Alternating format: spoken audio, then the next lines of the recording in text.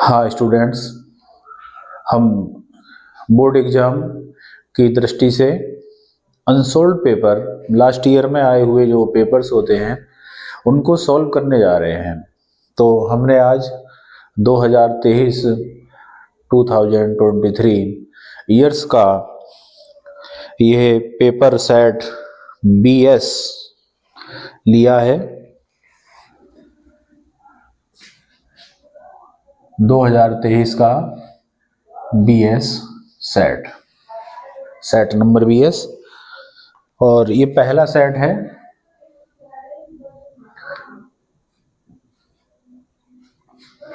First.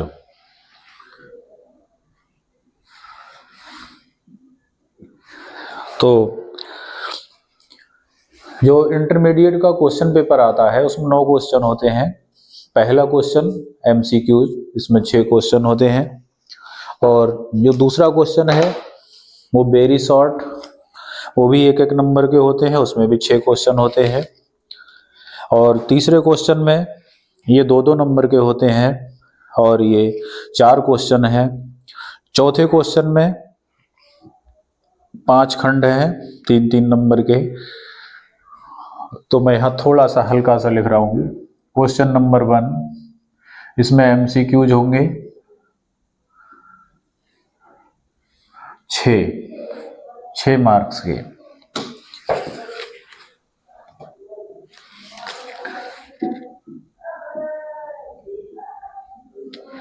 Question number 2 very short होंगे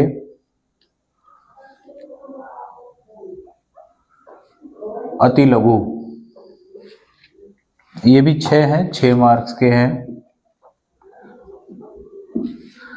और question number 3, इसमें शॉर्ट क्वेश्चन है और ये तीसरे क्वेश्चन में 4 खंड हैं 2-2 नंबर के, तो 8 मार्क्स के होंगे। चौथा क्वेश्चन फोर्थ, ये भी शॉर्ट क्वेश्चन होगा। यहाँ पर इसमें 5 खंड हैं 3-3 नंबर के,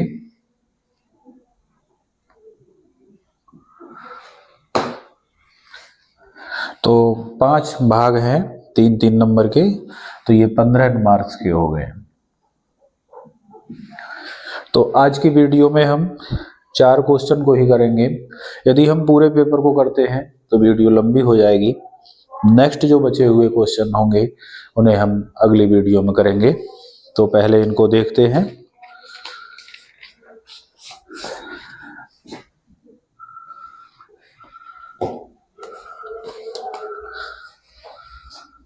ये खंड में बटा हुआ पेपर है। तो पहले क्वेश्चन का खंड है ए, पार्ट ए। क्वेश्चन नंबर 1, इसका क खंड, चांदी का परावैद्युतांक होता है। तो ऑप्शन दिए हैं 0, +1, -1, इनफाइनाइट। तो हम जानते हैं चांदी एक धातु है, मेटल है। धातु का परावैद्युतांक डाइइलेक्ट्रिक कांस्टेंट इनफाइनाइट होता है। तो चांदी का परावैद्युतांक K = इनफाइनाइट होगा। ये इसका आंसर हुआ। दूसरा पार्ट, यदि X1 और X2 क्रमशः वोल्टमीटर और मिली वोल्टमीटर के प्रतिरोध हों, तो ये रेजिस्टेंस दिए हैं वोल्टमीटर और मिली वोल्टमीटर के, तो निम्न में से कौन सा स्टेटमेंट ठीक होगा? ऑप्शन दिए हैं X1 < X2,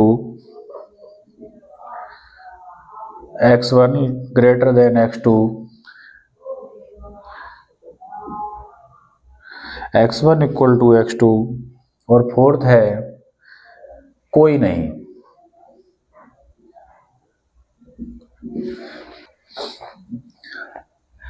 यह X1 रेजिस्टेंस है वोल्ट मीटर का और X2 रेजिस्टेंस है मिली वोल्ट मीटर का। तो वोल्ट मीटर का रेजिस्टेंस बड़ा होगा, अधिक होगा, तो ऑप्शन हमारा ये ठीक होगा, X1 ग्रेटर देन X2। गय खंड, इसमें लिखा है पतले प्रिज्म के लिए, पतले प्रिज्म के लिए अपवर्तनांक का रिलेशन है D = n-1 into A। Question में दिया है कि अपवर्तक कोण और विचलन कोण बराबर है। अपवर्तक कोण कहते हैं प्रिज्म कोण को, ये कहलाता है प्रिज्म कोण A। और क्वेश्चन में दिया है कि A बराबर है किसके, D के। तो जहां D लिखा है वहां भी हम क्या लिख सकते हैं, A। तो इसमें लगा दिया A n-1 इंटू A से A कट जाएगा, तो यहाँ क्या बचेगा 1, इधर 1 बचा। n-1 इक्वल टू ये वाला 1, या n इक्वल टू ये 1 माइनस का उधर जाएगा तो प्लस का हो गया, तो 1 + 1, तो n की वैल्यू 2 हो गई। इसमें ऑप्शन थे 1.5, 2, 1.33 और 0। तो सही ऑप्शन क्या होगा, ये।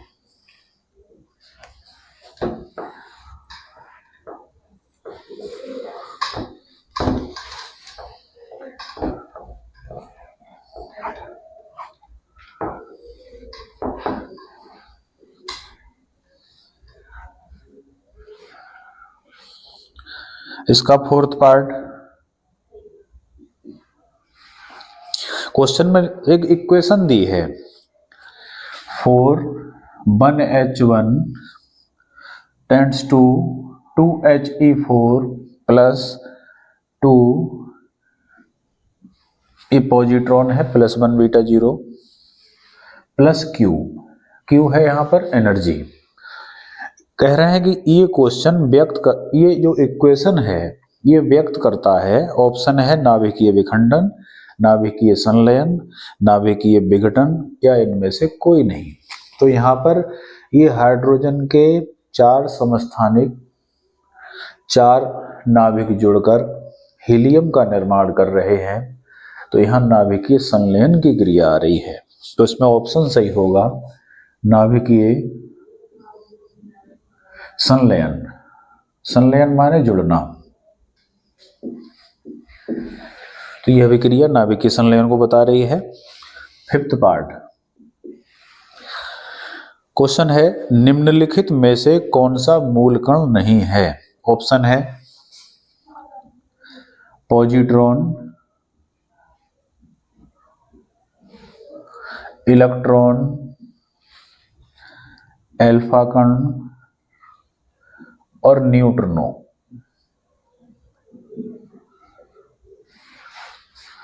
ये भी मूल कण है, ये भी मूल कण है, ये भी मूल कण है, ये हीलियम का नाभिक है, तो ये मूल कण नहीं है, तो ये ऑप्शन ठीक होगा।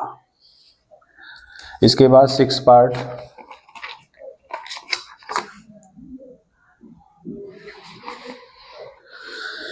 प्रतिरोध R, प्रेरकत्व L, संधारित्र C श्रेणी क्रम में लगे हैं।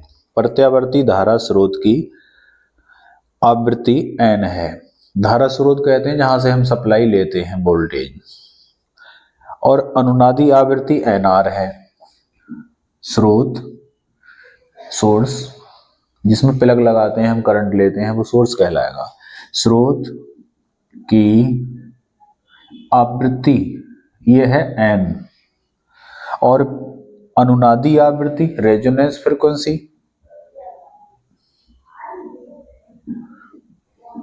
ये है NR।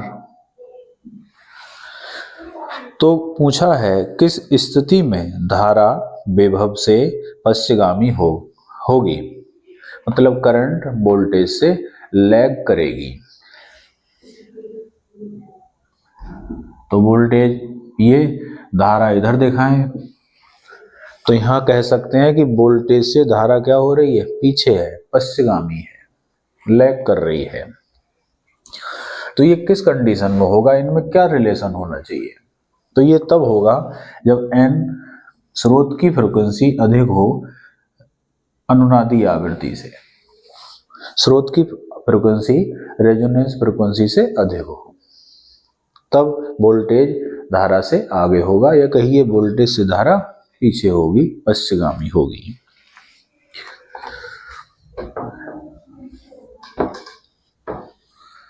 तो ये 6 क्वेश्चन MCQs थे। अब 6 क्वेश्चन हम करेंगे वेरी शॉर्ट, बड़े ही सावधानी और शालीनता पूर्वक ध्यान से देखेंगे। क्वेश्चन नंबर 2 अच्छे से बताने का प्रयास करेंगे और इस पर ध्यान देना। पहला पार्ट, इसमें भी 6 पार्ट हैं। विद्युत चुंबकीय तरंगों की कोई 2 मुख्य विशेषताएं लिखिए। ये पहली बुक का 8वां चैप्टर है, लास्ट। तो विद्युत चुंबकीय तरंगों की 2 विशेषताएं हैं। मोबाइल पे भी क्या चलती हैं, विद्युत चुंबकीय तरंगें। प्रकाश भी क्या है, विद्युत चुंबकीय तरंगें। तो इसकी 2 विशेषताएं लिखना कोई बड़ी बात नहीं।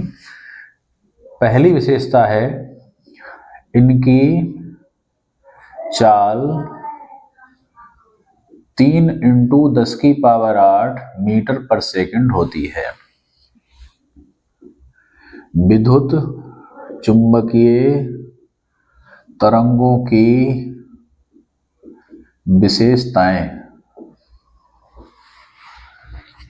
2 विशेषताएं। दूसरी विशेषता, इन पर कोई आवेश नहीं होता है, तो इसलिए ये विद्युत क्षेत्र और चुंबकीय क्षेत्र में विक्षेपित नहीं होती। ये विद्युत क्षेत्र एवं चुंबकीय क्षेत्र में विक्षेपित नहीं होती। 1 नंबर पक्का हो गया। सेकंड पार्ट, देहली तरंगदैर्घ्य से क्या तात्पर्य है?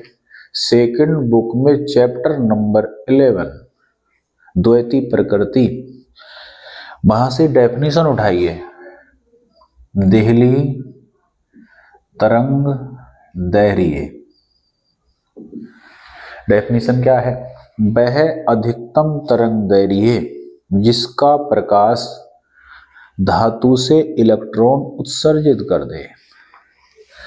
वह अधिकतम तरंगदैर्घ्य जिसका प्रकाश धातु से इलेक्ट्रॉन को निकाल दे,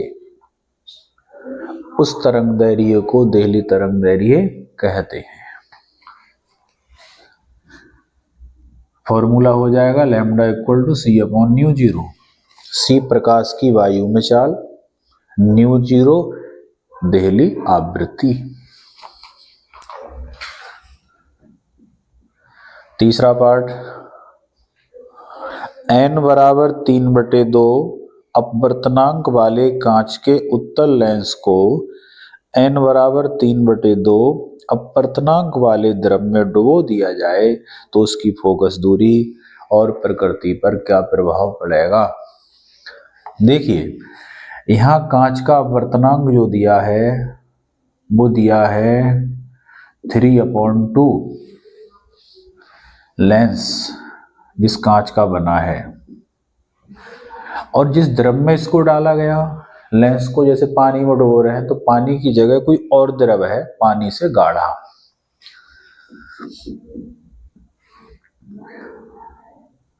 तो द्रव का अपवर्तनांक है ANL बराबर वो भी 3/2 है। जितना गाढ़ा, जितना अपवर्तनांक लेंस का है उतना ही द्रव का है, और लेंस को उस द्रव में डुबो दिया गया, लेंस द्रव में पड़ा है,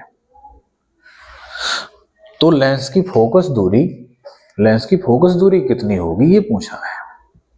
तो हमने पढ़ा है चैप्टर नंबर 9 में कि अगर बराबर अपवर्तनांक वाले द्रव में किसी लेंस को हम डालते हैं तो उसकी फोकस दूरी अनंत हो जाती है। तो फोकस दूरी तो क्या हो गई, इनफाइनाइट। और प्रकृति पूछी कि क्या होगी, जब फोकस दूरी अनंत हो गई तो वो किरणों को कहीं फोकस नहीं करेगा, तो वो कांच की प्लेट की तरह काम करेगा। कांच की समतल प्लेट इसकी तरह व्यवहार करेगा। ये इनफाइनाइट कैसे हुई, मैं चाहूं तो इसे सॉल्व कर भी कर सकते हैं। किसी लेंस को या प्रिज्म को जब द्रव में डालते हैं तो उसका प्रभावी अपवर्तनांक जो होता है वो होता है ANG/ANL। ANG का मान 3/2, ANL का मान 3/2, ये कट के हो गया यहाँ 1, तो n की वैल्यू 1। फोकस दूरी होती है 1/f, n-1 bracket 1/r1 - 1/r2। n की वैल्यू ये 1 - 1 1/r1 - 1/r2, 1 से 1 कट गया तो यहाँ आया 0। 0 को हम लिख सकते हैं 1/∞। क्रॉस मल्टीप्लाई होगी तो f की 1 से होगी f, इंफिनिटी की 1 से होगी इंफिनिटी। यही आंसर होगा। तो वेरी शॉर्ट क्वेश्चन था, चाहे तो इतना लिख सकते हैं या हल करके दिखा सकते हैं।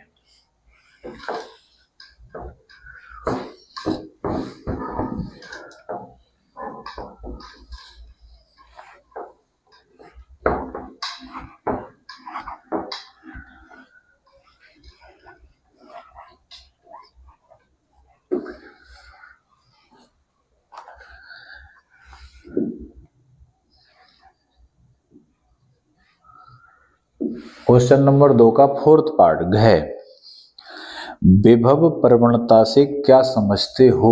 लेसन नंबर 2 जो चैप्टर है वहां से उठाया है। विभव प्रवणता, इसे इंग्लिश में कहते हैं पोटेंशियल ग्रेडियंट।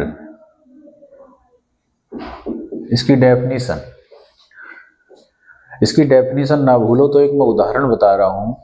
गांव में या मोहल्ले में ट्रांसफार्मर लगा होता है बिजली वाला।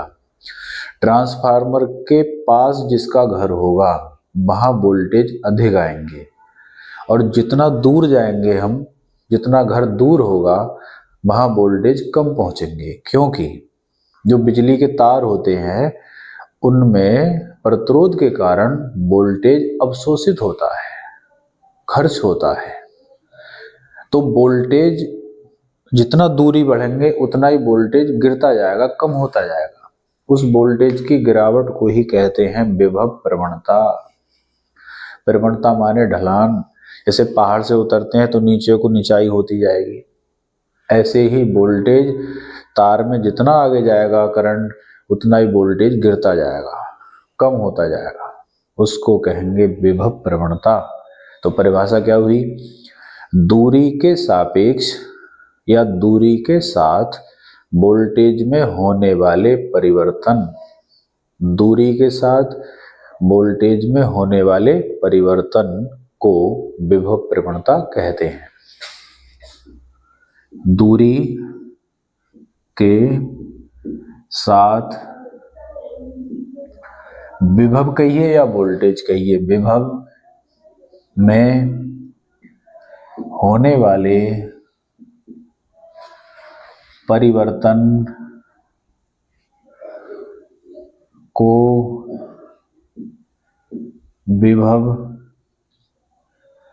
प्रवणता कहते हैं। फॉर्मूला इसका हो जाएगा delta V upon delta X।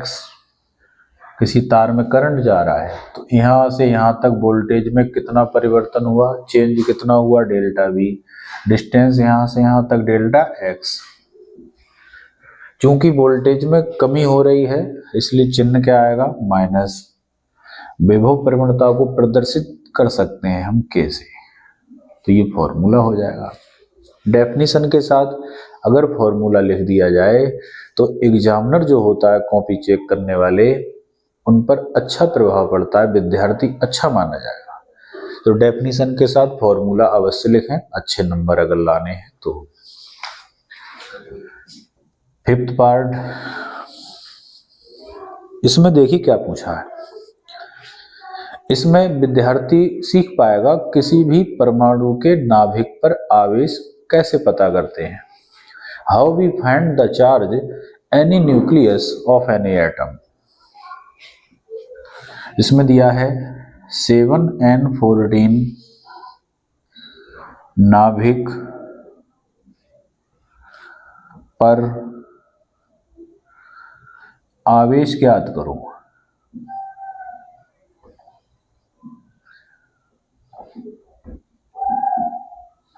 ये क्वेश्चन हो गया, ध्यान देंगे। इसके नाभिक पर चार्ज पता करना है तो बहुत सिंपल सी बात बता रहा हूं मैं। नीचे जो नंबर लिखा है 7, इसे लिखेंगे और इस 7 नंबर की मल्टीप्लाई करेंगे ई से, और यही इसका नाभिक का हो गया चार्ज। क्योंकि इसके नाभिक में 7 प्रोटॉन होंगे, इसके न्यूक्लियस में 7 प्रोटॉन होंगे, और प्रोटॉन ही न्यूक्लियस को चार्ज प्रदान करते हैं। तो 7 और ई की जगह प्रोटॉन का चार्ज 1.6 10⁻⁻⁹। यही इलेक्ट्रॉन का चार्ज होता है, वो नेगेटिव होता है। 16 की 7 से मल्टीप्लाई 100 बार है, एक डिजिट पहले पॉइंट, और 10⁻⁻19 मात्रक होगा कूलाम। यही आंसर हो गया। तो वेरी शॉर्ट क्वेश्चन छोटे छोटे होते हैं, नंबर की स्कोरिंग बढ़िया रहती है।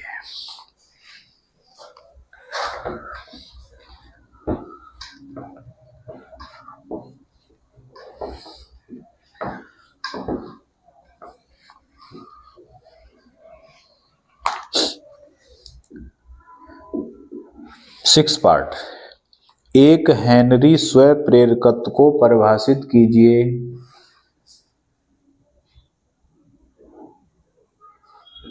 एक हेनरी की डेफिनेशन पूछी है, तो मैंने एक फॉर्मूला लिखा E = -L ΔI/ΔT। प्रेरित विभवांतर और स्वप्रेरकत्व में रिलेशन होता है, इंड्यूस्ड ईएमएफ सेल्फ इंडक्टेंस में संबंध होता है, इसे हमने लिखा। अगर मैं इसका मॉड ले लूं तो ये चिन्ह प्लस हो जाएगा। डेफिनेशन में फिर माइनस का रोल हमें नहीं बताना होगा। जो L है इसका यूनिट होता है वोल्ट सेकंड पर एम्पियर, उसी को हेनरी कहा गया है। तो इसका यूनिट होता है हेनरी, और उसे 1 हेनरी हमें लिखा दिखाना है, तो इसकी वैल्यू 1 लिख लें, इसकी वैल्यू 1 लिख लें। तो E की जगह तो मैंने लिखा 1 वोल्ट, L निकालना है, और इसकी वैल्यू लिख दी 1 एम्पियर पर सेकंड। अब डेफिनेशन क्या हुई, अगर इसे 1 रख दें, इसे 1 रख दें, तो L का मान भी हो गया 1। ये तो मात्रक है, यूनिट है, वैल्यू तो 1 ही बची। तो 1 के आगे क्या लगा दिया, हेनरी।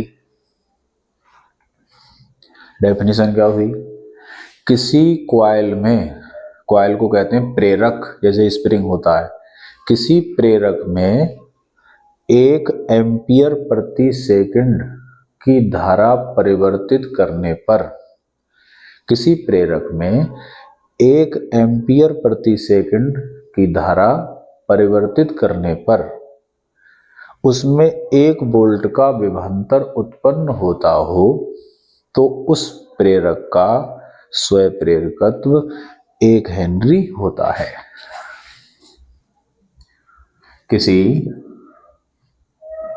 प्रेरक, प्रेरक का मतलब कॉइल, कुंडली, में 1 एम्पियर प्रति सेकंड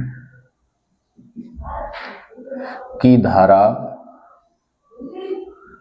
परिवर्तित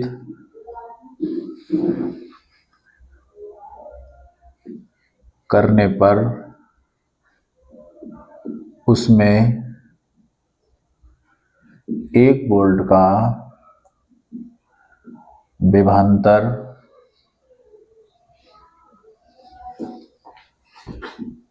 उत्पन्न होता हो तो उसका स्वप्रेरकत्व 1 हेनरी होता है।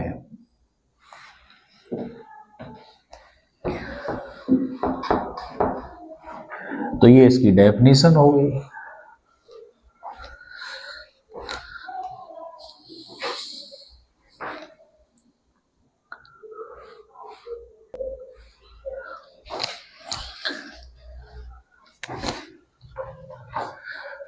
क्वेश्चन 3 नंबर जो क्वेश्चन है उसके खंड को दिखाया गया है ABC C part. Question number 3 2 marks के है ये वाले, और इसमें 4 पार्ट हैं तो 8 नंबर के हो गए।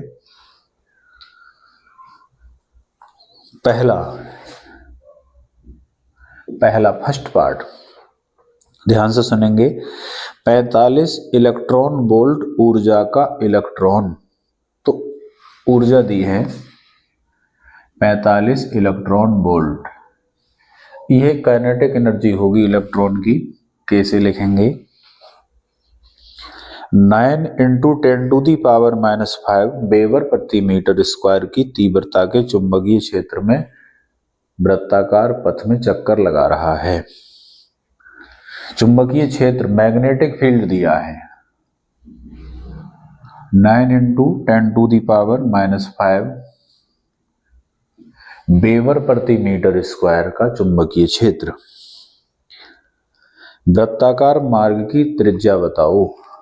होता क्या है, कहीं मैग्नेटिक फील्ड हो और उसमें कोई चार्ज पार्टिकल लंबवत प्रवेश करे तो वो चार्ज पार्टिकल उसमें आकर सर्कुलर मोशन करने लगता है, सर्किल में घूमने लगता है। जब सर्किल में घूमेगा तो सर्किल की रेडियस होगी, तो वो रेडियस पूछी है। तो मैग्नेटिक फील्ड अगर क्रॉस से दिखाते हैं तो वो तल के लंबवत अंदर को होता है। रेडियस का फॉर्मूला R = mb/bq। तो यहां देखने की बात यह है कि हमारे पास B है, Q इलेक्ट्रॉन है, तो इलेक्ट्रॉन का चार्ज फिक्स होता है, वो हमें याद है। M इलेक्ट्रॉन का द्रव्यमान, वो भी कांस्टेंट होता है, पेपर में दिया होता है, वो भी हम लगा लेंगे। V वेलोसिटी नहीं दी है, तो या तो मैं काइनेटिक एनर्जी से इसका वेग निकालूं, या mb का मतलब है संवेग, और संवेग की जगह हम लिख सकते हैं 2km/bq। mb के स्थान पर हम काइनेटिक एनर्जी के पदों में ये लिख सकते हैं।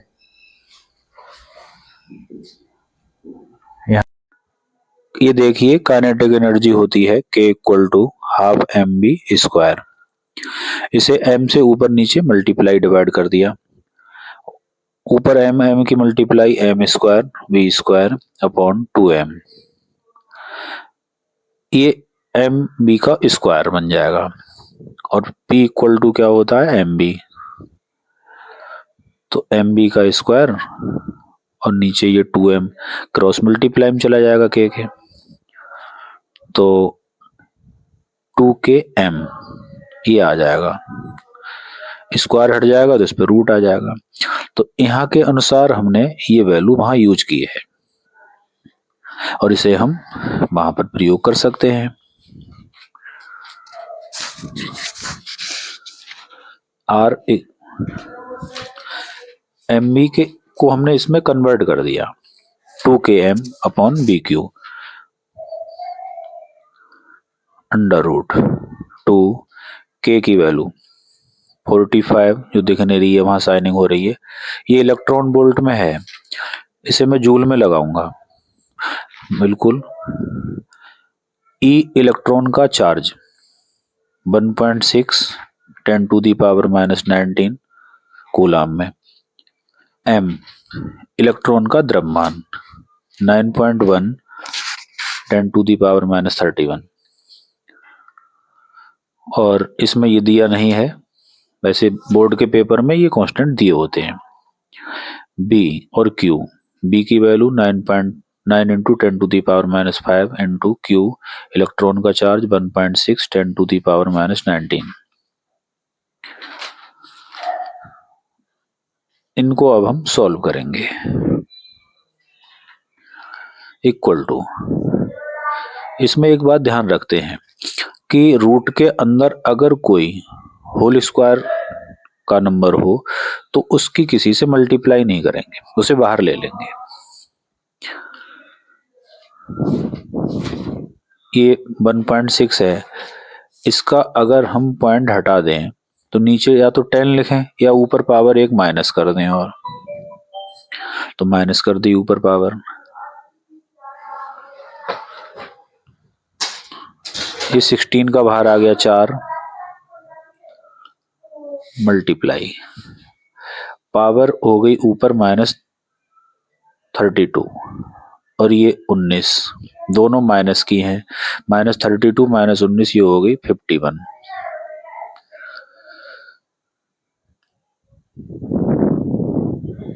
अंडर रूट 45 दूनी 90, 90 को हम लिख सकते हैं 9 इंटू 10, क्योंकि 9 का स्क्वायर रूट बाहर 3 आ जाएगा, और बाकी 9.1 10⁻⁻50 लिखा। ये 9 इंटू 10, अगर 10 को इंक्लूड करेंगे तो 50 रह जाएगा, फिलहाल हमें 51 ही लिख रहे हैं अभी। ये 10 को लिख सकते हैं 10 की पावर 1, -51 में अगर ये पावर +1 करूं तो 50 रह जाएगी। ये अगले स्टेप में उतारेंगे इसको हम।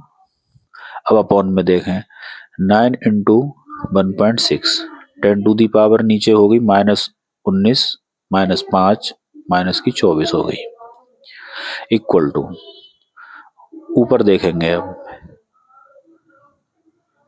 एक बार repeat, 2km upon v q, इसमें वैल्यू पुट कर दी। वैल्यू पुट करने के बाद ये पावर देखिए -51 हो जाएगी। ये 45 दूनी 90 को लिखा 9 इंटू 10, 10 की पावर 1,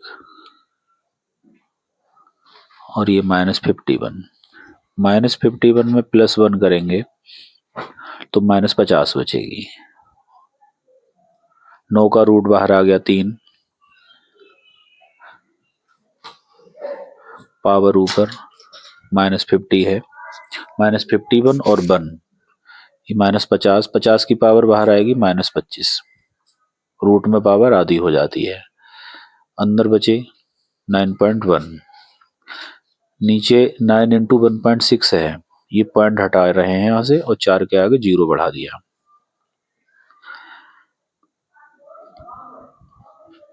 9 इंटू 16 10⁻⁻24, 3 से 9 काट दिए 3, ये ऊपर 40 थे, यहाँ 0 छूट रहा है, ये लगा लिया। 4 के टेबल से काटा, 4 9 40, 4 चौक 16, तो ऊपर क्या है 10 इंटू, नीचे 3 चौक 12 इंटू 10 की पावर नीचे -24 है, या यहीं काट दें पहले ही, -24 और -25, तो -1 बची पावर ऊपर, इंटू 9 पॉइंट का रूट ले लेंगे, 9.1 का रूट 9 के स्क्वायर रूट के लगभग बराबर होगा। ये मैं निकाल रहा हूं, देखिए। और इसमें रूट लेते हैं तो जोड़े पेयर बनाते हैं राइट साइड से लेफ्ट साइड की ओर। 3 3 9, 3 और 3 6, 9 में से 9 गया, कुछ नहीं, पूरा पॉइंट हटा तो पॉइंट के एक स्थान तक 3.0 इतना आएगा। तो इसका स्क्वायर रूट 9 के स्क्वायर रूट के लगभग बराबर होगा। 3 से 12 काटे 4 बार, ऊपर ये पावर 10 की एक +1 थी, एक -1, वो कैंसिल आउट हो गए। 1/4, 4 से 1 को भाग करेंगे 0.25 मीटर, या लिख सकते हैं 25 सेंटीमीटर। तो यह इस क्वेश्चन का आंसर हो जाएगा।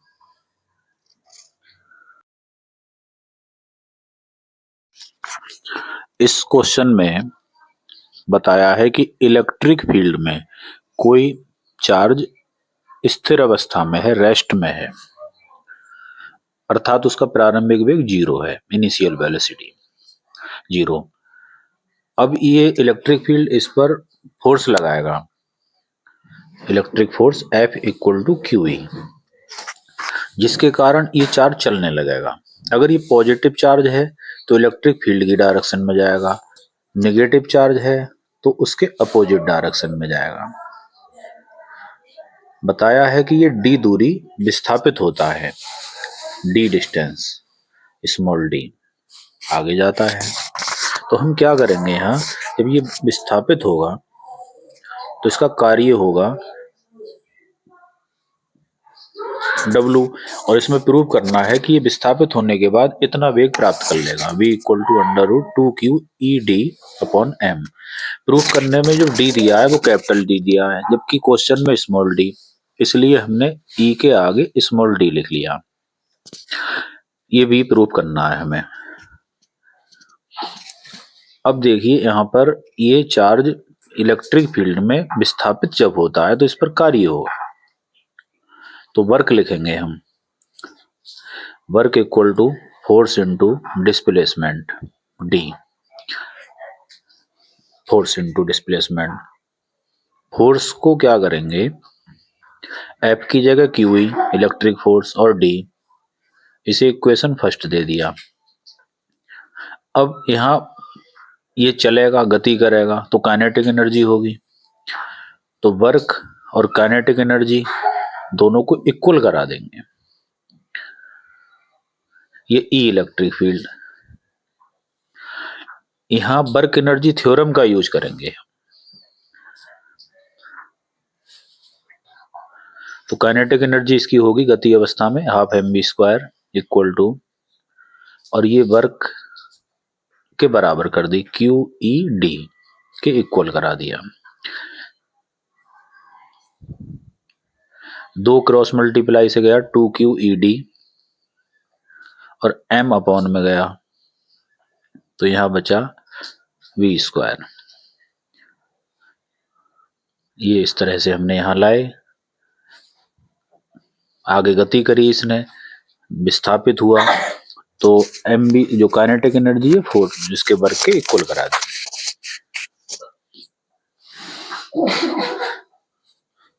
2 क्रॉस मल्टीप्लाई से m/ में आ गया, तो v = लिखेंगे तो √2qEd/m। तो ये हमारा इसका जो वेग है वो प्रूव हो गया, यही प्रूव करना था।